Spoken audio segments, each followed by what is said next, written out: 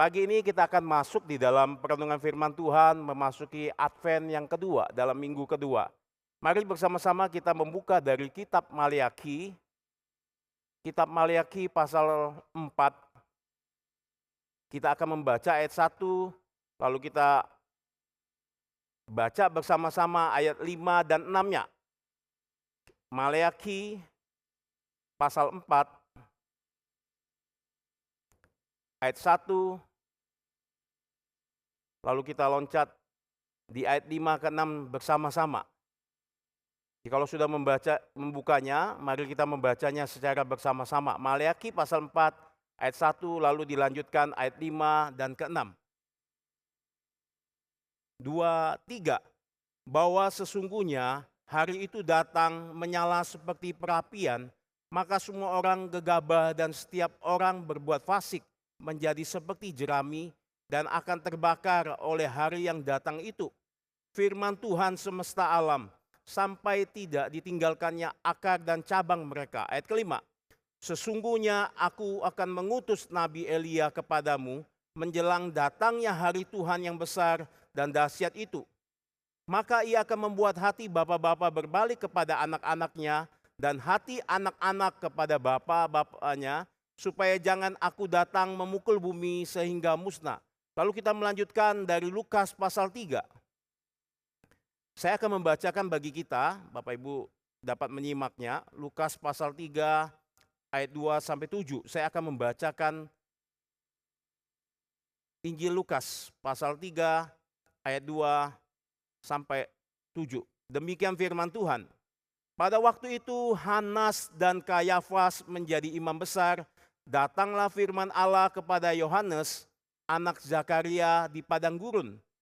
Maka datanglah Yohanes ke seluruh daerah Yordan dan menyerukan, bertobatlah dan berilah dirimu dibaptis oleh Allah, dan Allah akan mengampuni dosamu. Seperti ada tertulis dalam kitab nubuatan-nubuatan Yesaya, ada suara yang berseru-seru di padang gurun, persiapkanlah jalan untuk Tuhan, luruskanlah jalan baginya. Setiap lembah akan ditimbun dan setiap gunung dan bukit akan menjadi rata.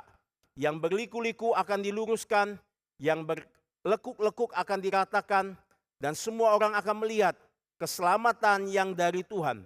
Lalu ia berkata kepada orang banyak yang datang kepadanya untuk dibaptis, katanya, hai kamu keturunan ular beludak, siapakah yang mengatakan kepada kamu supaya kamu melarikan diri dari murka yang akan datang. Mari kita menundukkan kepala bersama-sama. Sekali lagi kita berdoa meminta pimpinan Tuhan. Saudara berdoa untuk saya juga, saudara berdoa untuk kiri kanan, dan kita memohon anugerah Tuhan untuk kita bersama-sama supaya kita waktu merenungkan firman Tuhan, Tuhan berbelas kasihan, berkata-kata kepada kita. Mari kita berdoa bersama-sama. Bapa kami yang di surga, kami bersyukur dan berterima kasih. Kami ditopang, kami hidup, kami boleh datang, ini adalah anugerah Tuhan. Kami bersyukur boleh masuk di dalam hari Sabat perhentian di dalam undangan Tuhan. Terutama boleh masuk di dalam Advent kedua. Sekarang kami ingin Tuhan mendengarkan firman Tuhan, pimpinlah setiap hati dan jiwa kami boleh terarah kepada Tuhan. Dan di dalam keterbatasan hamba untuk menyampaikan apa yang menjadi isi hati Tuhan, biarlah Tuhan menerjemahkannya, memimpin kami untuk mendengar apa yang Tuhan ingin katakan. Terima kasih ya Tuhan, hadirlah di tengah-tengah kami dan berilah Roh-Mu yang kudus menerangi setiap jiwa dan pikiran kami melihat Kristus. Ini doa kami, di dalam nama Tuhan Yesus kami telah berdoa dan mengucap syukur. Amin. Nah, hari ini kita memasuki minggu kedua ya, tadi yang saya bilang masa di mana Advent kita masuki kedua. Dan biasanya tokoh Advent yang paling utama itu beberapa teolog mengatakan yaitu Yohanes Pembaptis, di mana pagi ini yang akan kita bicarakan. Nah, Bapak Ibu dapat dikatakan ya, Yohanes Pembaptis itu tokoh yang sangat penting di masa Advent. Mengapa Bapak Ibu? Karena keempat Injil Perjanjian Baru sepakat bahwa tidak ada kabar baik, tidak ada Injil Yesus Kristus tanpa Yohanes Pembaptis. Itu sebab Bapak Ibu, keempat Injil itu, Matius, Markus, Lukas, Yohanes, mencatat kisahnya. Dan bukan hanya itu, Maleaki pun menubuatkan dia. Dia adalah Elia yang baru yang dinubuatkan kitab Maleaki, di mana dia berdiri di awal memasuki dunia perjanjian baru, sekaligus berdiri di akhir pergantian zaman perjanjian lama. Tentu kita tidak menonjolkan dia. Dia adalah seorang yang sangat penting yang dicatat Alkitab. Kalau kita boleh lihat waktu Maria dan ibunya Elizabeth ketika Yesus datang, Yohanes itu langsung jingkrak-jingkrak dalam perut mamanya. Dan bukan hanya itu, waktu dia melihat Yesus, dia mengatakan kepada murid-muridnya, inilah domba Allah, lihat dan dengarkanlah dia. Kalau kita maju selagi beberapa waktu kemudian Yesus datang dan mau dibaptis, dan Yohanes tahu inilah dia yang dikatakan itu Mesias. Dan dia mendengar suara dari surga, Bapa mengatakan inilah anakku yang kukasihi.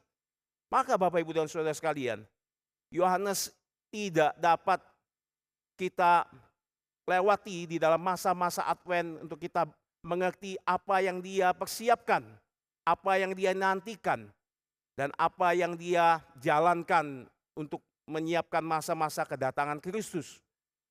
Tentu kita tidak mendewakan dia. Yesus pun mengatakan dalam Lukas pasal 7 ayat 28, Yesus memuji dia. Yesus mengatakan begini, aku berkata kepadamu, di antara mereka yang dilahirkan oleh perempuan, tidak ada seorang pun yang lebih besar daripada Yohanes. Saudara, apa yang dia buat sehingga dikatakan begitu penting dan tidak ada yang besar di antara perempuan waktu Yohanes hidup di zaman-zaman dia dengan orang-orang di sekitar dia. Saudara, dia dikatakan nabi terakhir, nabi yang terakhir di masa perjanjian lama. Memasuki era masa perjanjian baru. Untuk apa? Untuk mempersiapkan jalan bagi Kristus. Untuk membawa orang-orang yang tenggelam di dalam kegelapan di masa penantian di titik yang paling rendah, di mana mereka pengen menantikan juru selamat. Maka kitab Maleaki menunjukkan begitu bobroknya suatu keadaan umat Allah dan masyarakat pada umumnya. Bukan hanya itu, kitab Maleaki yang tadi kita baca menampilkan bahwa satunya bait Allah di mana Allah harusnya dihormati, kini dilecehkan. Saudara melihat persembahan korban-korban yang dibawa oleh pemimpin dan umat hanya sebuah penampilan ritual agama yang berbau busuk. Mereka membawa persembahan seperti barang bekas, barang yang bercacat, persembahan untuk Tuhan. Dan Maleaki mengatakan ini adalah penistaan. Bukan hanya itu, di dalam tadi kita lihat di dalam masyarakat, di dalam gereja, bait Allah, di dalam keluarga, Maleaki mencatat begitu penting satu keadaan umat Allah, masa di mana kegelapan, mereka menantikan pemulihan dari Sang Raja, dari Mesias, bahwa adanya satu keadaan di mana bapak, orang tua dan anak konflik, di mana keluarga relasinya buruk.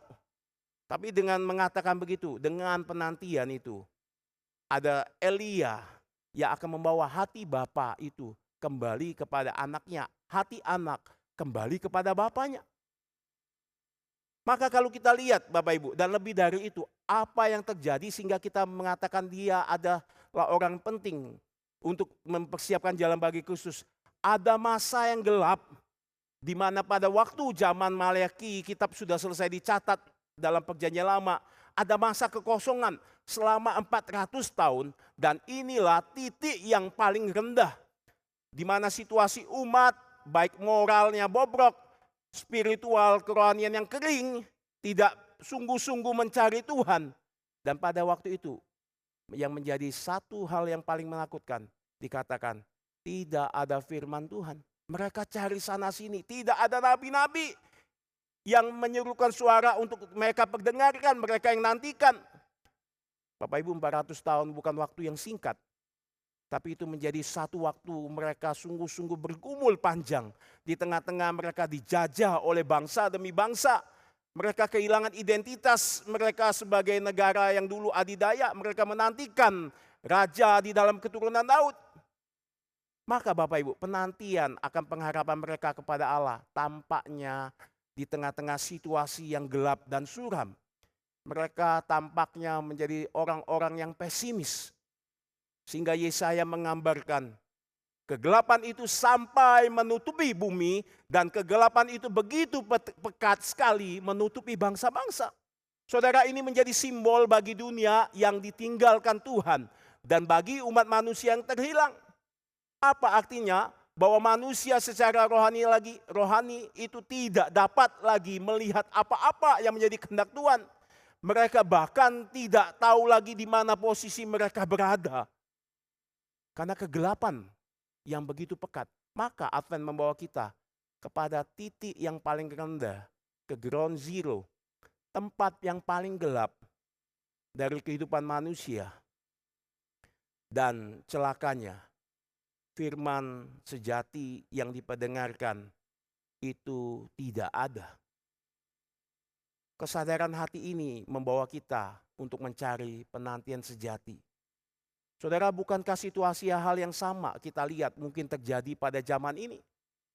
Saudara lihat apa di tengah-tengah umat bangsa Israel yang menanti di dalam masa Advent yang kedua itu, menanti kedatangan Mesias. Tapi ketika kita lihat di dalam situasi zaman ini, adakah yang menantikan masa-masa masuk Advent? Bahwa mengingat, kalau sekarang kita sudah lihat Yesus sudah datang 2000 tahun yang lalu, masa Advent kita juga terarah untuk melihat ke depan. Bahwa Yesus akan datang, adakah yang menanti? Di tengah-tengah menanti, masih melihat satu pergumulan, masih meratap melihat suatu keadaan bangsa, kita melihat korupsi merajalela, hukum menjadi lemah. Manusia menjadi mementingkan diri sendiri, peperangan terjadi di antara bangsa-bangsa, baik fisik, politik, dagang, saudara. Dan kerasaan manusia itu kembali menjadi bertambah karena tamak materi.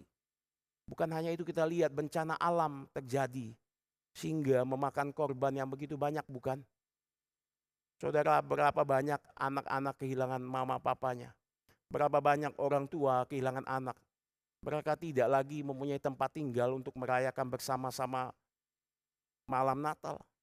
Mereka tidak mempunyai lagi satu hari ini besok satu cita-cita bagaimana. Gambaran suram. Kita juga diperlihatkan banyak pemimpin umat gereja sudah mempersiapkan Natal. Benarkah membawa satu pengharapan bagi manusia di tengah-tengah satu zaman yang juga rusak moralitas dan kekeringan rohani? Saudara, saya lihat di berbagai lewat jalan tol spanduk-spanduk sudah dipasang, hadirlah perayaan Natal. Ada artis-artis, ada undian.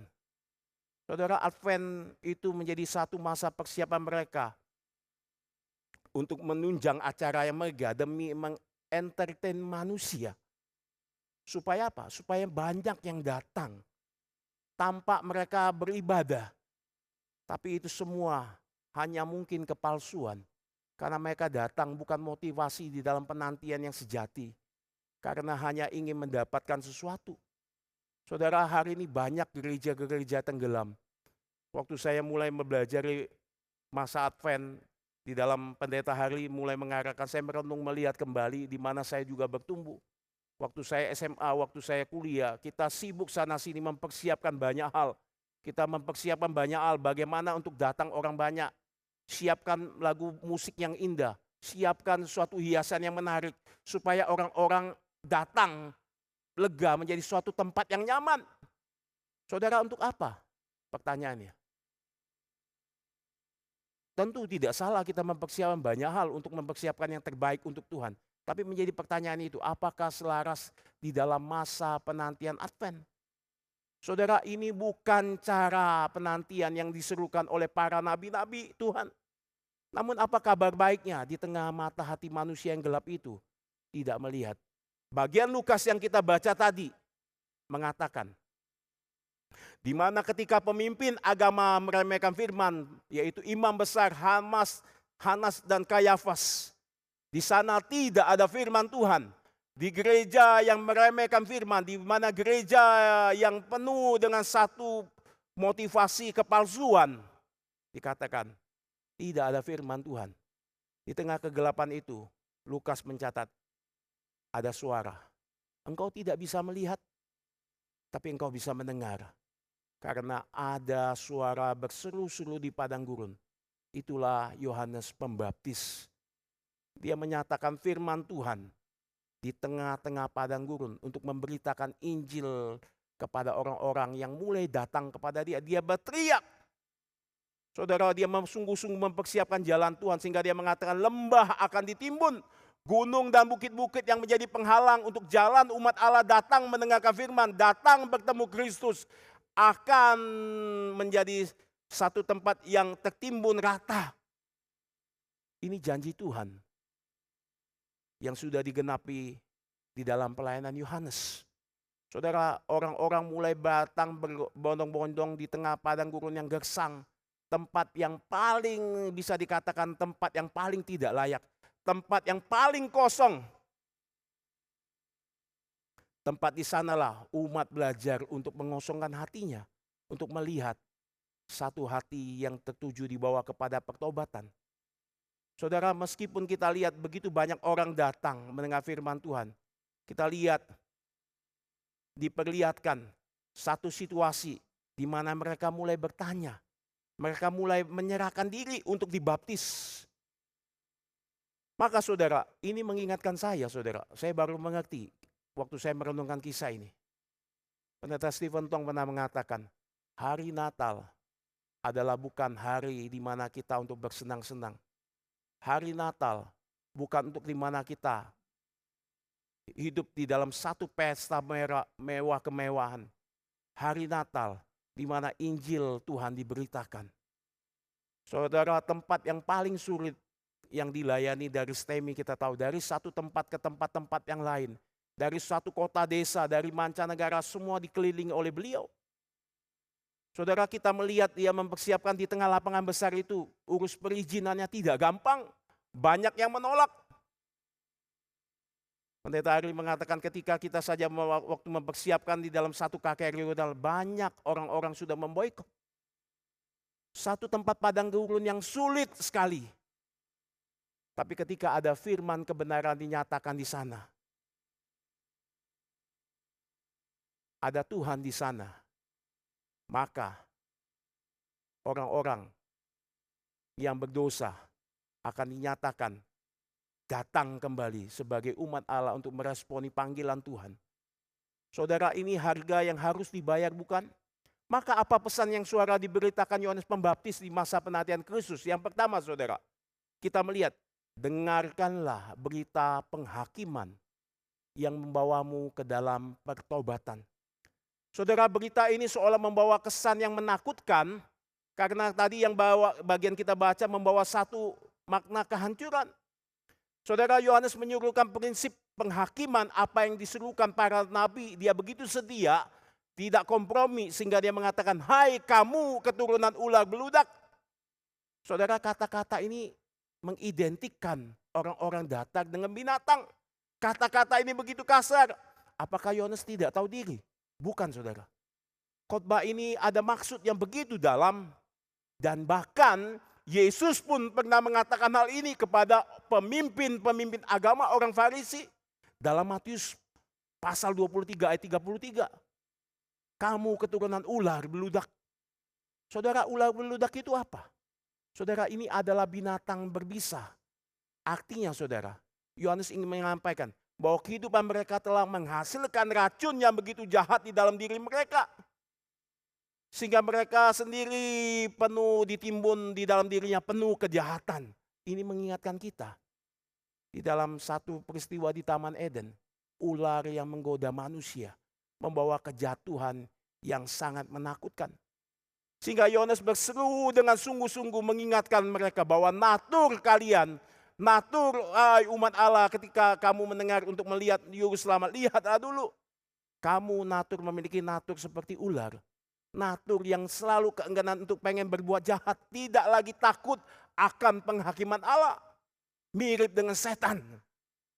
Maka saudara, jika kita menyadari hal ini, Yohanes mengingatkan bahwa kalau kamu masih bersikeras di dalam diri kamu, tidak datang, tidak bertobat, tidak menyadari betapa besar dosa-dosamu, penghukuman yang dikatakan Maleakhi itu pada hari Tuhan akan seperti api membakar jerami.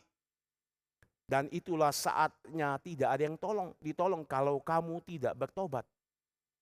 Saudara, ini gambaran keseriusan di mana Allah menyatakan untuk menghapus kejahatan. Ini satu penghiburan bagi orang-orang benar yang minoritas yang menantikan keadilan. Maka Advent memanggil kita, saudara, untuk bertobat, menilai diri secara jujur dengan terang di hadapan cahaya firman Tuhan. Saudara, adakah engkau menyimpan dosa-dosamu hingga hari ini? Advent bukan dekorasi rohani, Bapak Ibu dan Saudara sekalian. Tapi bagaimana kita belajar ketika menyambut seruan dari firman. Kita belajar mengosongkan diri dari berhala hati yang paling dalam. Yang orang tidak tahu. Tapi Tuhan tahu. Ketika kita menghampiri palungan, tempat yang paling rendah, jika kita mempunyai hati yang cinta akan kekayaan, kita seharusnya akan menemukan emas yang kita berikan persembahkan kepada Yesus. Jika kita mencintai satu kehormatan dan pujian, maka kita hanya menemukan kemenyan yang dibawa untuk dipersembahkan hanya kepada Yesus saja. Dan jika kita hanya mencintai kenikmatan jasmani, maka yang kita temukan hanyalah biarlah wangian mur menjadi harum, di mana nama Tuhan yang dimuliakan. Inilah panggilan Advent. Maka adakah kita menemukan Yesus dengan hati yang hancur? Hati yang sadar betapa besarnya dosa kita, hina dan tidak layak. Hati yang sadar bahwa kegelapan hidup kita perlu terang Kristus. Dengan sikap hati demikianlah baru kita sadar betapa pentingnya Kristus. Betapa pentingnya Kristus kita harus temukan. Dan kita membawa orang pada akhirnya. Karena kita sudah menemukan Kristus, betapa bahagianya. Dan kita bawa orang juga ingin menemukan Kristus Sang Juru Selamat itu. Saudara, inilah ciri-ciri yang digambarkan Yohanes, dia menghasilkan buah pertobatan. Saudara, di sisi lain penghakiman itu bukan menjadi satu yang menakutkan, tapi menjadi kabar baik. Penghakiman menjadi satu berita kabar baik. Mengapa, saudara? Karena tanpa penghakiman itu berarti tidak ada keadilan. Saudara, kalau saudara pengen mencari keadilan, saudara pengen masuk di dalam satu meja di mana hakim berdiri.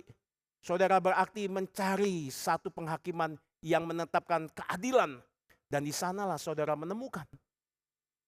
Maka saudara, dengan adanya keadilan, ada jaminan, ada penghiburan bagi orang-orang yang benar. Remnan, sisa umat Tuhan yang bertahan menantikan itu. Meskipun tertindas, dianiaya di dalam pekerjaan, di dalam usaha. Melihat kejahatan, melihat orang kaya begitu, orang kaya yang jalan yang bengkok, tanpa sukses, kita tampak biasa-biasa saja. Tapi keadilannya Tuhan, itu pasti akan dinyatakan. Penghakiman adalah janji pemulihan yang Allah pasti berikan. Dengan dia sendiri datang menegakkan keadilan. Di masa Advent yang dia datang nanti kedua kalinya, saudara. Maka apa yang Yohanes ingin nyatakan selain penghakiman? Yang kedua, saudara. Yang terakhir. Mari kita mempersiapkan jalan bagi Tuhan. Dengan menyerukan sekali lagi pertobatan. Karena kita sudah sungguh-sungguh sudah diselamatkan. Kita sungguh-sungguh sudah dimerdekakan. Kita sungguh-sungguh sudah dibebaskan dari dosa. Maka kita perlu mempersiapkan jalan. Untuk memanggil orang-orang. Untuk melihat Kristus. Satu-satunya harapan. Satu-satunya harapan manusia di dalam manusia berurusan dengan penghakiman Tuhan itu. Maka saudara, apa yang kita lihat ketika kita mempersiapkan jalan? Apa yang menjadi alasan kita untuk menyatakan satu kesungguhan di tengah-tengah satu momen Natal ini? Untuk mempersiapkan jalan bagi Kristus. Apa alasannya? Karena Tuhan tidak membiarkan kita di tengah kegelapan itu, bukan?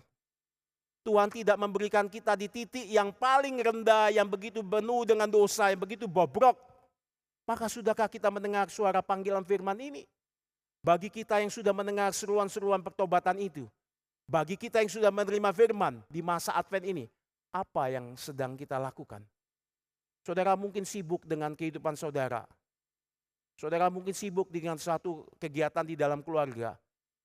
Saudara sibuk di dalam karir saudara. Saudara sibuk di dalam satu apa yang saudara kerjakan di dalam banyak hal. Di dalam pelayanan bahkan. Saudara tentu saya bukan mengatakan semua ini tidak penting. Bukan demikian saudara. Tapi kita jangan melupakan satu tugas kita sebagai orang percaya di dalam masa penantian Advent ini. Kita harus menjadi suara yang menyerukan pertobatan kepada orang lain. Seperti yang dilakukan Yohanes Pembaptis. Saudara, kita tidak boleh melupakan sekali lagi tugas yang kita sebagai orang percaya di dalam masa penantian Advent ini. Bahwa kita harus menjadi suara yang menyerukan pertobatan kepada orang lain. Saudara, setiap hari, hampir setiap hari orang binasa di dalam dosa. Suatu kali saya mendengar berita bulan lalu di rumah mertua saya di Jambi. Tiba-tiba anak muda yang masih berumur 27 tahun. Malamnya dia gantung diri saudara. Usut apa penyebab dia gantung diri. Lalu ditemukan suratnya. Dia mengatakan, Mama, kepada keluarga, maafkan saya mengecewakan kalian. Lalu dilanjutkan, tolong kuburkan saya seadanya saja, tidak usah apa-apa, kuburkan saja, seadanya saja. Dan bukan hanya itu, ingat di dalam satu permintaan terakhir, tolong bayar utang saya, karena saya pinjam uang. Saudara usut, saudara tahu ketika lagi berbicara makan dan istri, beberapa hari kemudian karena rumahnya tidak jauh dari rumah mertua, dia utang pinjol 1,5 juta saudara. Dia hidup tidak ada satu lagi pengharapan. Barusan terjadi bertengkar dengan istrinya, di mana utang itu mulai ditagih. Saudara, yang tadi saya makan, perut saya langsung tiba-tiba tidak sulit, tidak bisa mencerna lagi makanan saudara. Saya langsung terdiam saudara. Ini mengajarkan kita saudara, mungkin orang-orang itu ada di dekat saudara, ada di depan saudara. Maka berita pengharapan apa yang kita perlu lihat saudara? Yohanes mengatakan, kalau engkau punya 2 baju, berikan 1. Saudara, pada waktu itu musim dingin, kalau baju itu cuma 1 saudara. Itu menyangkut jaket setelan mereka. Kalau kamu punya baju, ada orang yang tidak bisa pakai itu besok, kalau dia tidak pakai baju itu dia mati saudara. Kalau kamu punya makanan lebih, belajarlah berbagi. Karena hari ini besok dia makan, belum tentu besok dia tidak bisa makan. Saudara membawakan suara pertobatan dengan menyerukan bahwa orang melihat Kristus di dalam hidup Anda. Saudara, pada tahun 1943, seorang bernama Dietrich Bonhoeffer saudara, ketika usia 37 tahun dia ditangkap di Gestapo. Ia adalah salah satu dari sedikit orang Kristen yang berani menentang Hitler saudara. Yang menyerukan Injil pertobatannya, menegur dosa-dosa. Saudara, Bonhoeffer tidak hanya berkhotbah, ia benar hidup di garis depan menyerukan suara kebenaran saudara. Di tengah zaman yang begitu gelap. Saudara, pada akhirnya pintu besi itu harus membatasi hidupnya. Seluruh dunia Bonhoeffer pada waktu itu ketika dia penjara serasa runtuh dalam sekejap. Dan cukup lama dalam penjara ia memikirkan kapan saya akan segera diadili. Kapan saya segera akan dieksekusi kalau saya salah. Dia tidak tahu siapa yang akan menolongnya. Dan bahkan dia tidak tahu apakah ia akan melihat kembali orang-orang yang dia cintai. Dia sangat memikirkan itu, dia sangat bergumul saudara. Dalam suratnya ia menulis saudara, aku hidup di titik paling rendah, di mana tempat semua pegangan manusia itu hilang.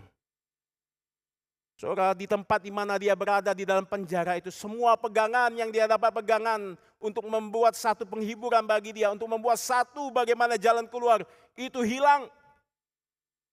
Saudara, sel penjara bawah tanah itu gelap, lembab, dan sempit. Seperti di dalam kuburan, saudara. Bukan hanya itu, dia ditendang, diludahi, dikencingi, saudara. Dia mengatakan, saya berada di titik paling rendah dalam hidup saya. Di zero ground. Titik nol dalam hidup saya. Ia menulis sesuatu yang mengubah, namun dia menulis begini, saudara. Mengubah cara gereja nantinya melihat satu masa untuk orang mempersiapkan Natal, saudara. Saudara, kata-katanya menjadi satu penting di dalam satu pengingatan gereja. Pada Natal tahun 1943, Bonhoeffer menulis surat panjang dari penjara. Ia menggambarkan apa sebenarnya makna penantian bagi orang yang tidak punya masa depan. Orang-orang yang bergumul, bagaimana saya dalam keluarga sering cekcok. Orang-orang yang bergumul, bagaimana saya masa depan, bagaimana untuk memiliki satu hari depan anak saya. Orang-orang yang bergumul, bagaimana nanti saya ke depannya di tengah sakit yang sulit. Biaya yang membengkak. Dan ia menulis begini, saudara. Seseorang hanya dapat merayakan Advent jika ia merasakan penjara, pintu tertutup, malam kelam begitu gelap, tidak ada yang dapat dilihat. Tidak ada jalan keluar. Dan justru di sanalah Kristus datang. Saudara, saat yang paling gelap, saat tidak ada pengharapan, saat saudara tidak bisa melihat, Bonhoeffer mengatakan, saat itulah dia bilang, saya melihat Kristus datang. Saudara, ia menambahkan kalimat yang menjadi salah satu hal yang penting yang paling terkenal dalam sejarah. Dia mengatakan gini, saudara, Kristus tidak datang kepada orang yang kuat. Ia datang kepada mereka yang hatinya kosong dan hancur. Saudara, Kristus tidak datang kepada orang yang kuat. Ia datang kepada mereka yang hatinya begitu-begitu kosong, tidak tahu lagi arah kemana, sudah di titik yang paling bawah dan hancur. Dan dalam suratnya lain ia menulis, saudara, dia mengatakan Allah kemudian masuk ke dunia di titik yang paling rendah, bukan istana, tetapi di palungan. Dan di kalimat ini menguncang hampir seluruh dunia, saudara. Sehingga dia menyatakan kembali menulis, hanya mereka yang berada dalam kegelapan dapat merayakan terang. Saudara, ketika saudara di dalam satu titik yang paling rendah, hati yang begitu kosong, hati yang begitu hancur, dan hati yang benar-benar gelap, baru saudara dapat menyadari dan merayakan satu masa Advent, kedatangan terang begitu berarti. Saudara, kalimat ini menjadi satu kalimat yang penting yang mendalam 2000 tahun di dalam sejarah gereja, saudara. Yaitu kita diperlihatkan bahwa bukankah Kristus itu datang di tempat yang tidak semestinya. Saudara-saudara, kalau punya anak, saudara biarkankah lahir di kandang binatang. Uang pun tidak ada, minimal lahir di kelas 3 bukan. Tapi anak Allah, saudara, Bapa di surga, meletakkan dia di kandang satu bersama dengan binatang, tempat hewan itu makan. Disitulah Kristus dibaringkan. Saudara, Bonhoeffer mengingat hal ini, masa-masa begitu buruk. Dan pada akhirnya dia dipindahkan, saudara, di dalam kamp konsentrasi. Dan ia kembali disiksa secara emosional dan dipaksa bekerja keras. Namun dikatakan, saudara, kesaksiannya, imannya, pemberitaan Injilnya melalui suara yang meskipun terbantah-bantah begitu dalam kesakitan, semakin justru bersinar. Dan pada akhirnya salah satu kamp penjaga itu bersaksi, saudara, ia berdoa bagi kami, bahkan ketika kami sedang menghajarnya. Bahkan dia berdoa bagi tangan-tangan yang begitu orang jahat, penjaga-penjaga yang tidak tahu diri, ia justru membawa terang di tempat yang paling gelap. Mengapa? Karena dia sudah melewati masa yang kelam, masa gelap. Di sel terakhirnya ia menulis satu kalimat pendek, saudara. Sebelum ia ditemukan setelah ia mati, dia mengatakan begini, di mana Kristus ada, disitulah harapan yang tidak dipenjara. Saudara, saya ulang, di mana Kristus ada, disitulah harapan yang tidak dapat dipenjara. Saudara, adakah Kristus di dalam hatimu? Kalau ada, engkau memiliki harapan. Dan harapan itu tidak mungkin terpenjara. Karena Kristus sudah membebaskanmu. Dia berada di tempat yang paling titik nol. Dan dia berada di sana, dia mengatakan, Immanuel, aku beserta engkau. Saudara, saat-saat terakhir Bonhoeffer pada tahun 1945, hanya 3 minggu sebelum di camp itu dibubarkan, Bonhoeffer itu pada akhirnya digantung, saudara. Beberapa menit sebelum ia dibawa ke tiang gantungan, ia berkata kepada sesama tahanannya yang begitu gentar, yang begitu rasa ketakutan. Dia mengatakan begini, ini adalah akhir. Namun bagi saya, ini adalah awal kehidupan yang sesungguhnya. Ini adalah akhir. Namun bagi saya, ini adalah awal kehidupan yang sesungguhnya. Oh saudara, kata-kata ini kemudian dicatat oleh dokter yang di camp-camp itu, saudara. Dan ini akhirnya menjadi pengharapan meskipun dia sudah mati. Saudara, kehidupan kita tampaknya sudah berakhir. Kita mungkin begitu tidak ada jalan keluar. Di tengah-tengah mungkin banyak masalah. Ini adalah akhir, namun bagi saya, saudara, ini justru awal kehidupan sesungguhnya. Ketika saudara melihat Kristus di titik terendah bersama saudara. Maka Bapak, Ibu, dan saudara sekalian, kesaksian ini sangat memberkati saya. Dan saya tidak tahu waktu saya mengumpulkan firman ini, saya mau bawakan tentang apa. Tapi saya pengen membagikan berkat ini bagi kita. Saudara, Bonhoeffer di tengah titik terendah, titik nol dalam hidupnya, dia jauh lebih mendapatkan Tuhan. Dia menemukan jalan damai. Mengapa? Karena tempat yang paling tidak dapat dijangkau oleh agama. Tempat yang paling rendah, kemuliaan Kristus semakin nyata terlihat. Kemuliaan Kristus di tempat tinggi, tapi kemuliaan Kristus juga berada di tempat paling rendah di dalam hidup bawah manusia paling bawah. Dan manusia di sanalah melihat jelas kemuliaan anak Allah. Saudara, mengapa pada kenyataan banyak orang tidak merasakan damai di dalam satu sukacita Natal ketika menghadapi situasi sulit? Karena mungkin damai itu, saudara, mungkin terlalu subjektif bagi kita. Mungkin bagi orang sakit damai itu adalah mendapatkan kesehatan. Bagi orang miskin damai itu adalah mendapatkan satu harta, kekayaan, menaikkan martabat. Saudara, bagi orang yang kelaparan damai itu adalah makanan. Bagi orang yang kesepian damai itu adalah memiliki sahabat. Tapi Alkitab menunjukkan damai itu lahir bukan dari keadaan. Damai itu lahir dari Allah yang turun mendamaikan engkau dan saya. Dan dia mengatakan, aku bersama-sama dengan engkau. Aku menyertai engkau sampai kesudahannya.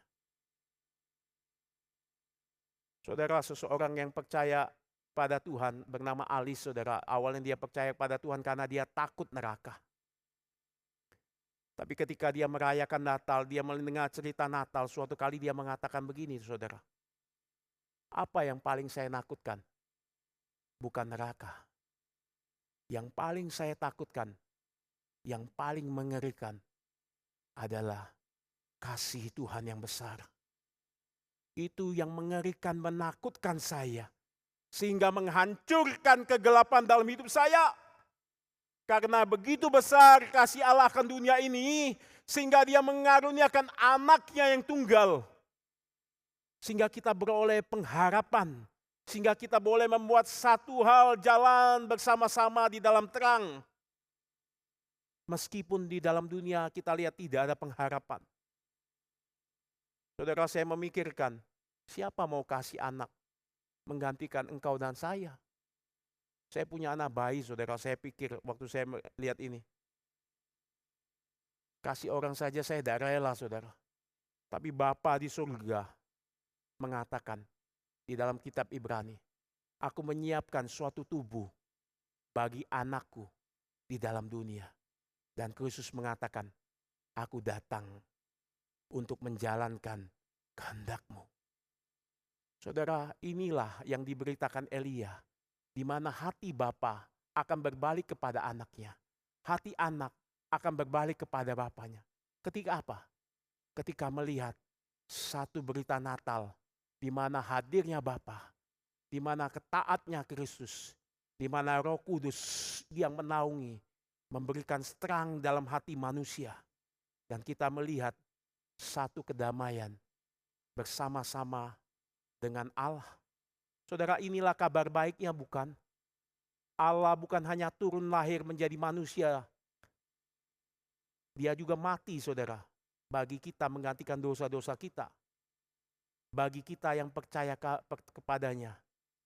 Dan satu lagi, di dalam penghakiman itu, kita justru melihat pengharapan. Kita justru melihat satu jalan damai. Karena kita tidak takut lagi. Melalui penghakiman, justru nanti semuanya akan dibukakan. Dan melalui penghakiman itu keadilan Tuhan dinyatakan.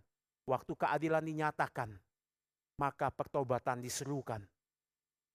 Yesus datang pertama kali dalam dunia menjadi bayi.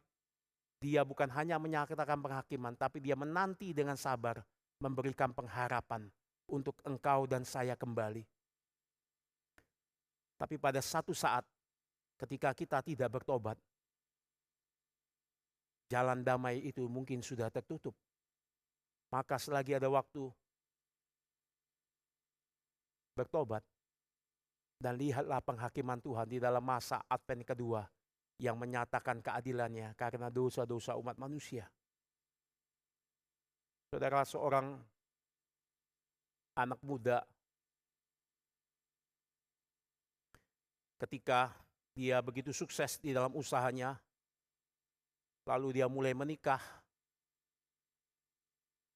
Lambat laun dia menjadi kaya, saudara. Ini kisah nyata. Lalu dia mulai bisnis satu sini, bisnis satu sana sini, saudara. Dia memulai, akhirnya dia berkeluarga, dia punya anak. Suatu kali dia ikut kebaktian, saudara. Waktu ikut kebaktian, dia dengar berita seperti ini lagi. Tapi ketika seruan penghakiman itu datang akan dosa-dosa, jiwanya mulai terguncang. Saya mau kemana? Saya hidup untuk apa? Yang dia hanya lihat dosa-dosanya mengaburkan matanya. Awalnya dia melihat seolah-olah hidup itu berpengharapan. Tapi pada waktu kematian, tidak ada satupun yang bisa dibawa.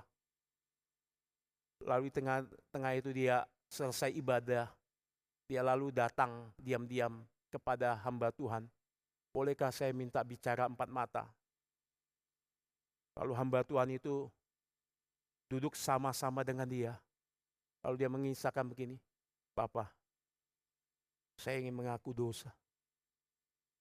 Silakan. Apakah Tuhan mengampuni dosa saya jika saya mengaku? Alkitab mengatakan jika kamu mengakui dosa, Tuhan akan ampuni. Saya memakai jalan bisnis yang kotor. Saya membuka satu tempat prostitusi. Saya bukan hanya tempat prostitusi, saya menghancurkan banyak keluarga dengan menjual obat-obat terlarang. Saya melakukan satu hal, merusak rumah tangga orang dengan melakukan perselingkuhan yang banyak hal. Saya menghancurkan keluarga yang tadi harmonis tiba-tiba menjadi berantakan. Dan bukan hanya itu. Siapa yang mengganggu saya akan habisi. Apakah Tuhan akan mengampuni dosa saya? Kalau kamu mengaku sungguh-sungguh dan dengan hati hancur, Tuhan akan mengampuni kamu. Tidak, Bapak. Saya begitu lebih kotor. Saya mendukakan istri saya. Saya tidak bertanggung jawab kepada keluarga saya. Berapa banyak tangan saya berlumuran darah. Dan berapa banyak satu di dalam pemerintahan ini, di kota ini, hancur gara-gara saya. Anak muda begitu hancur. Dan hari ini saya di tengah-tengah titik jalan, persimpangan jalan yang menuju kehancuran. Tidak mungkin Tuhan mengampuni dosa saya. Lalu hamba Tuhan itu diam, saudara. Karena saking banyaknya dosanya, pengen tempeleng mungkin. Tapi dalam hatinya tidak mengatakan gitu. Lalu dia mulai berdiri, dia mengatakan, dia pegang tangan anak muda yang begitu sukses. Sekalipun dosamu merah seperti kirmizi, akan menjadi putih seperti salju. Sekalipun berwarna merah seperti kain kesumbah, akan menjadi putih seperti bulu domba. Lalu anak muda itu dengan hati hancur. Dan dikatakan dia berlutut dan menangis. Dan ketika selesai itu dia didoakan. Dia sungguh-sungguh bertobat, dia melepaskan segala hal, kekotoran dia. Karena apa? Tidak ada tempat yang tidak bisa Tuhan turun di dalam titik kegelapanmu. Inilah Advent. Karena dia telah turun dari tahta mulia, mengambil tempat hanya di palungan, di kandang binatang. Dan dikatakan di Alkitab Injil, tidak ada tempat dia meletakkan kepalanya selain di atas bukit Kalvari, di atas kayu salib itu. Inilah Advent yang kita perlu siapkan. Tanggalkan dosa-dosa saudara. Tanggalkan apa yang saudara membuat saudara begitu menjauhkan saudara dari Tuhan. Membuat saudara kering rohani, kembali kepada Tuhan. Mari kita mempersiapkan hati di dalam memasuki momen-momen Natal ini. Untuk hidup bagi Tuhan. Untuk melihat pekah apa yang menjadi satu hal yang Tuhan ingin kehendaki. Agar kita menyerukan suara kenabian, suara pertobatan, suara yang mempersiapkan jalan bagi Kristus.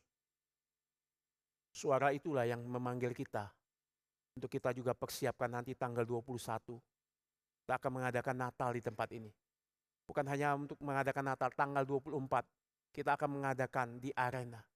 Mari saudara, di depan ada brosur. Ingat kepada siapa engkau belum memberitakan Injil. Ingat kepada siapa engkau melihat orang-orang di titik terendah. Maka saudara, kesimpulan apa? Advent membawa kita kepada ground zero. Tempat kita melihat kehancuran dunia. Sekaligus tempat kita melihat kehancuran hati saudara. Agar apa? Agar kita merindukan kedatangan Kristus. Menyatakan keadilannya. Menyatakan keadilan yang penuh kasih. Yang membawa pemulihan. Sekaligus menyatakan penghakiman bagi yang tidak bertobat. Masa Advent membuat kita sadar untuk tidak larut di dalam euforia dunia saja yang senang-senang. Yang euforia saja yang membuat kita jauh dari makna Natal sebenarnya.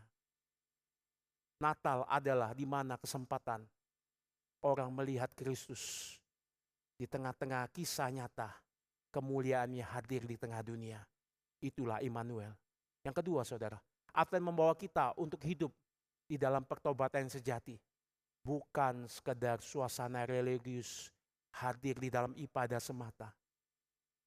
Hanya dengan pertobatan sejati, kita dapat hidup jujur di hadapan Tuhan dan sesama. Tanpa harus mengenangkan topeng-topeng rohani saudara. Mari kita tanggalkan. Mari kita mempersiapkan masa Advent ini untuk melihat Raja Damai itu. Amin. Mari kita berdoa.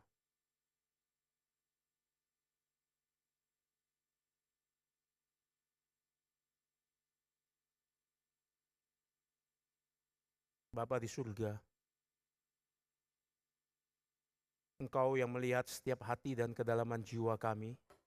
Tidak ada yang tersembunyi bagi Tuhan.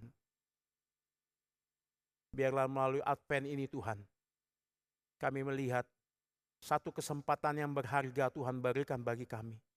Untuk melihat persiapan momen-momen kedatangan Tuhan. Bukan hanya di dalam Natal. Kedatangan Tuhan yang kami tidak tahu itu seperti pencuri. Tapi mempersiapkan kami hati yang sungguh-sungguh murni, jujur, yang benar-betul kosong, yang penuh dengan kasih Tuhan. Bukan dengan kepalsuan, bukan dengan ilah-ilah yang lain. Kami tanggalkan itu. Karena Kristus hadir bersama-sama kami. Untuk menyertai kami. Sehingga kami boleh berani di dalam jiwa kami sendiri yang memiliki pengharapan itu. Untuk menyatakan satu jalan. Untuk meluruskan satu jalan yang berbengkok-bengkok. Untuk menimbun satu bukit dalam gunung yang begitu menghalangi umat manusia untuk datang kepadamu. Tuhan, pakailah kami yang hina ini, yang tidak layak ini. Untuk menjadi alat Tuhan. Untuk membawa satu Injil Tuhan yang begitu berharga, yang sudah dilupakan di dalam momen Natal ini. Kembalikanlah Tuhan. Dan penuhilah kami dengan satu jiwa yang haus akan Tuhan. Sehingga kami boleh mempermuliakan Bapamu yang di surga. Ini doa kami yang kami panjatkan di dalam nama Tuhan Yesus Kristus. Amin.